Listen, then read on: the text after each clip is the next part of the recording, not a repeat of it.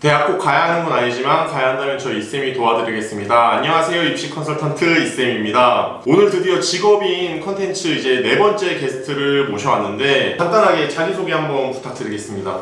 네, 안녕하세요. 저는 인하대학교 전자공학과에서 학사를 마치고 카이스트에서 이제 공대로 석사를 마친 다음에 현재 현대중공업에 입사를 했다가 이직하고 티맥스 소프트라는 회사에서 IT 연구원으로 일하고 있는 조정석입니다. 그 인하대학교 지금 학교를 그러면 2번 지금 거친 것 같은데. 네, 맞아요.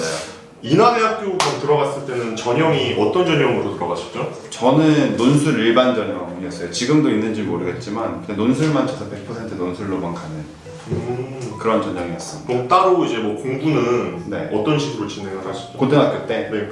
고등학교 때는 진짜 뭐 한 거의 하루에 막 10시간씩 공부하고도 이런 스탠스를 계속 유지를 했는데 수학이랑 과학은 좀 올라가지고 수능도 어느 정도 잘 봤는데 언어랑 외국어는 항상 제자리 걸음이었던 그런 좀 비운의 캐릭터라고 보시면 될 것 같습니다. 수학과학 공부를 할 때 자기만의 그런 방법이 좀 노하우가 있었을까요? 제가 좀 어떻게 보면 얕게 공부를 잘 못했던 것 같아요. 그래갖고 어떻게 보면 시험에 나와야 되는 걸 위주로 공부를 했었어야 됐는데 그러지 못하고 수학 같은 경우에는 되게 원칙적으로 원리적으로 이렇게 공부를 했었거든요. 중학교 때 저희가 이제 근해 공식 같은 거 배우잖아요. 근데 근해 공식 같은 거 공식만 해서 외울 수 있는데 사실 근해 공식도 그 AX제곱 플러스 BX 플러스 C 이퀄 0이라는 어떤 방정식을 인수분해해서 풀어가는 과정인 거잖아요. 근데 그거의 일반적인 해의 형태가 근해 공식으로 나오는 거고 그래서 사실 근해 공식 같은 것도 한번 내가 유도를 해보고 근데 그 유도를 해나가는 과정 속에서 왜 한 줄 한 줄 넘어갈 때마다 이런 식으로 과정을 밟아가야 되나라는 걸 좀 더 생각해보고 약간 이런 식으로 했었던 것 같아요. 근데 이제 그 얘기가 나왔으니까 그걸로 더 깊게 말씀을 드리면은 사실 방정식, 2차 방정식을 풀어갈 때 모든 그 교과서에는 이렇게 서술되어 있거든요.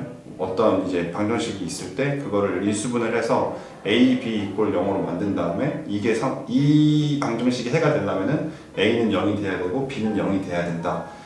여기에서 출발한 게 2차 방정식의 모든 풀이의 시작점인데 그러니까 그런 걸 이제 항상 염두를 하면서 저는 이제 증명할 때 생각을 했거든요. 근데 그렇게 가장 베이스가 되는 생각에서 출발을 해서 점점 꼬리를 물고 늘어지는 그런 사고 방식이 으로 공부를 했던 것 같아요. 저는 그게 뭐 좋은지 안 좋은지 사실 잘 모르겠어요. 근데 효율적이진 않습니다. 솔직히 고등학교 때. 근데 그런 공부 습관들이 대학교 때 진짜 도움이 많이 됐어요. 대학교 때는 그런 모든 것들을 이제 요령 위주나 암기 위주로 다 커버를 못 하다 보니까 이게 되게 베이스부터 올라가는 그런 사고 방식이 되게 중요하거든요. 근데 그런 것들이 도움이 되게 많이 돼서 고등학교 때는 빛을 발하지 못했지만 대학교 때는 잘하지 않았나라는 생각이 드는 것 같습니다. 논술 공부는 그럼 따로 하셨나요? 논술 공부 따로 했죠. 논술 공부 따로 했었는데 지금도 혹시 논술이 있는데 지금 많이 축소가 되고 있어가지고 그래도 준비하고 있는 학생들이 있어요. 그래서 뭐 한 가지 팁을 좀 알려드리면 저는 논술 준비를 따로 학원은 안 다니고 그냥 기출 문제를 쫙 뽑아가지고 제한 시간 안에 그냥 풀었어요. 푼 다음에 첨삭을 받아야 되잖아요. 근데 그 첨삭을 누구한테 부탁을 드렸냐면은 학교 선생님들.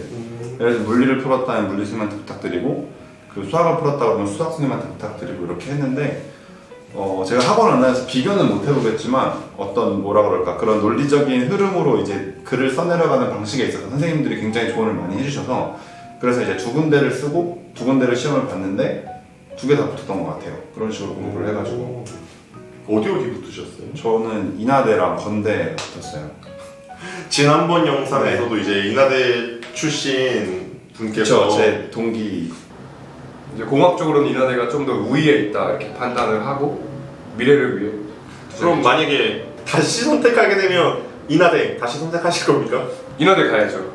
네. 건대는 가면 이제 노느라 정신 못 차릴 것 같아요. 그리고 노는 데가 너무 발달해 있어가지고. 왜 인하대를 선택하셨죠? 전 진짜 고민을 많이 했는데 그때 당시에 지금은 백지화됐지만 인하대가 약간 송도 제2캠퍼스나 뭐 이런 쪽에 좀 비전을 더 많이 갖고 있는 것 같았어요.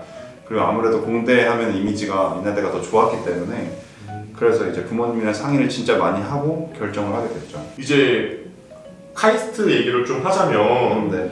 어떻게 보면 학생들이 이제 대학교 진학하고 나서 네. 좀 카이스트로 대학원을 간다라는 생각을 고등학생들은 못 할 수가 있거든요. 그렇죠. 그러면 왜 그런 생각을 하셨는지, 그러니까 왜 카이스트로 내가 가야겠다라고 생각을 하셨는지.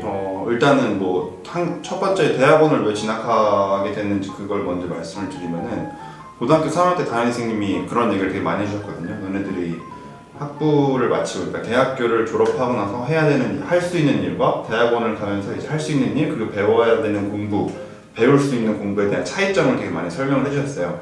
근데 그러면서 내가 진짜 약간 깊은 연구나 이런 것들이 고등학교 때부터 하고 싶었기 때문에 선생님이 그 정도의 공부를 하려면은 대학원을 가는 게 좋을 것 같다라고 해서 처음부터 이제 대학원을 가려고 했었죠. 고등학교 들어갈 때부터. 근데 이제 진학을 하고 나서 보니까 이제 선배들이랑 얘기를 하는데 꼭 대학원을 자대로 가야 될 필요는 없다. 대학교 1학년 때 그렇게 말씀을 해주셨거든요.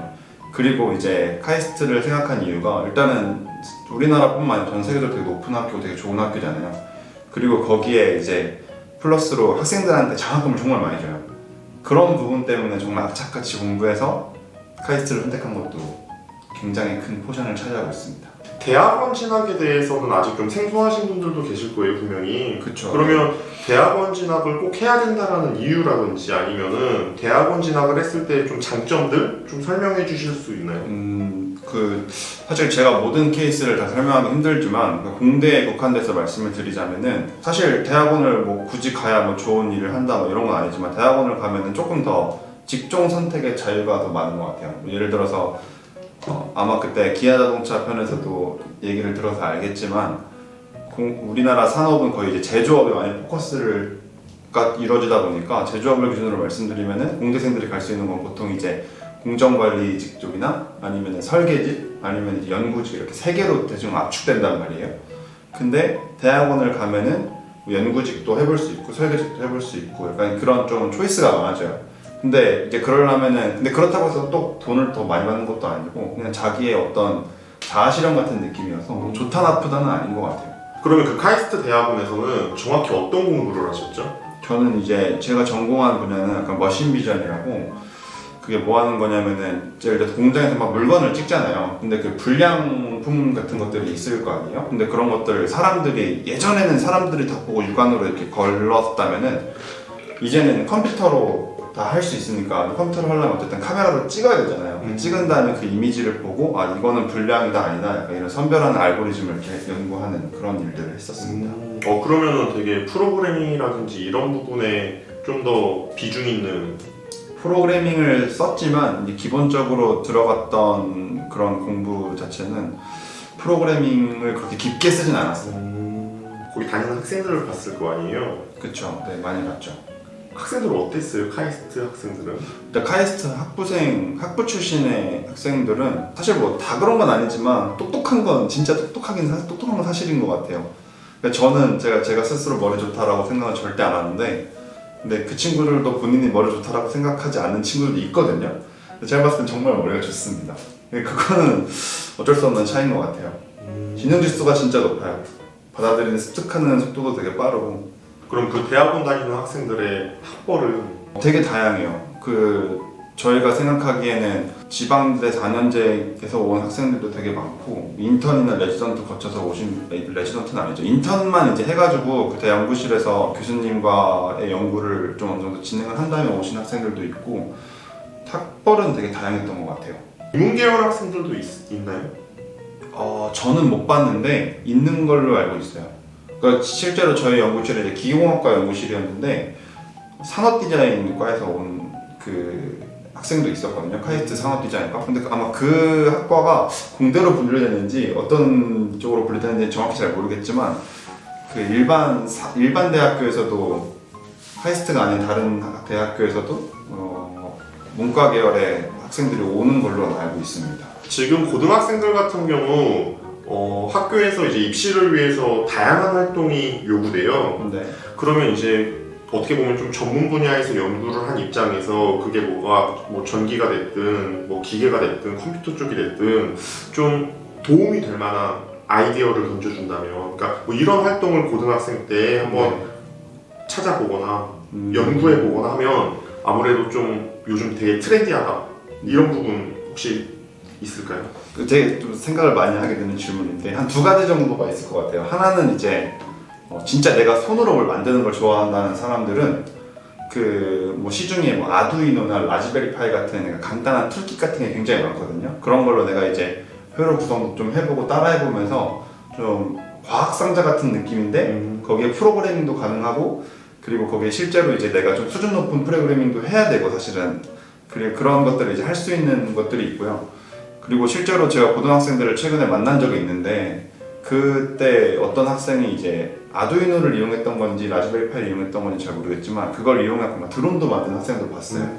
그리고 두 번째는 만약에 자기가 조금 더 이렇게 뭘 만드는 것보다는 뭔가 코딩을 해보고 이런 걸 해보고 싶다라고 하는 학생들은 그냥 뭐 파이썬 배워가지고 그때가 재밌는 어플리케이션 하나 만들어 본다든가 아니면 프로그램 하나 만든다든가 그러니까 이런 식으로 하면은 뭐 더 좋을 것 같아요. 사실 고등학교 때 그런 거를 하기가 쉽진 않지만 그렇죠. 일단은 한번 시도라도 했다는 것 자체가 굉장한 차별점이 있지 않나 라는 생각이 듭니다. 그러면 이제 일반 학부를 졸업했을 때와 대학원 졸업해서 취업을 하게 되면 뭐 네. 연봉적인 부분은 차이가 있나요? 대기업 같은 경우에는 그냥 2년, 석사는 2년 인정해주고요. 박사는 8년 인정해줘요. 보통 통상적으로. 근데 박사는 저희가 따는데 미니멈으로 이제 석사하고 박사 4년하면 6년이잖아요. 근데 거기에 내가 8년을 인정받을 수 있는 굉장한 메리트가 있는 거죠. 근데 석사는 2년밖에 인정 안 해주니까 그냥 어디 가서 시간 뭐 꽁쳤다라고 얘기할 수는 없을 정도로만 인정을 해줍니다. 그러면 대학원 나온 입장에서 네. 학생들에게 대학원 진학 가는 것까지를 추천해 주시는 거죠? 저는 굉장히 좋은 옵션 중에 하나라고 생각해요. 어쨌든 내가 공부를 조금 더 딥하게 하고 싶은 학생들은 대학원만큼 그게 좋은 채널이 없고 그리고 대학원에서 공부할 수 있는 것들이 학부 수준의 연장이다 보니까 학부 때 공부를 더 열심히 할 수 있는 동기부여도 좀 되는 것 같고요. 고등학생들, 지금 공부하고 있는 고등학생들을 위해서 뭔가 해주고 싶은 말씀이 있다면 사실 제가 고등학교 때 공부했던 걸 떠올리고 대학교 때 공부했던 걸 떠올리면은 대학교 때 이제 고등학교 때 약간 저희 반에 그런 문화가 있었어요. 대학교 가도 똑같다. 공부 어차피 열심히 해야 되고 놀지도 못할 거다. 그러니까 그런 환상에 젖지 말자. 약간 이런 분위기가 좀 팽배해 있었거든요.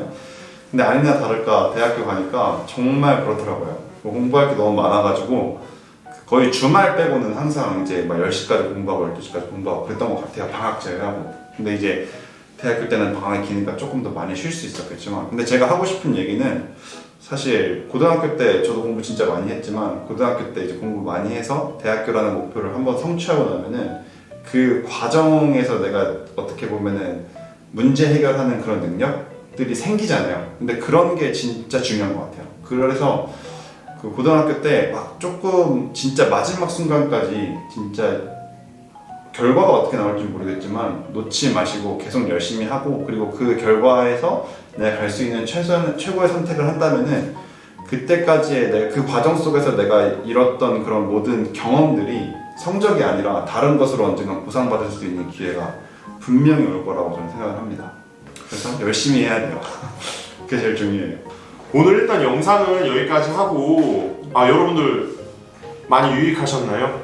유익하셨다면 좋아요와 구독 눌러주시고 저 이쌤은 앞으로 더 유익한 정보를 가지고 여러분들께 찾아뵙도록 하겠습니다. 영상 시청해주셔서 감사합니다. 굉장히 좋았어. 잘했어. 잘했어.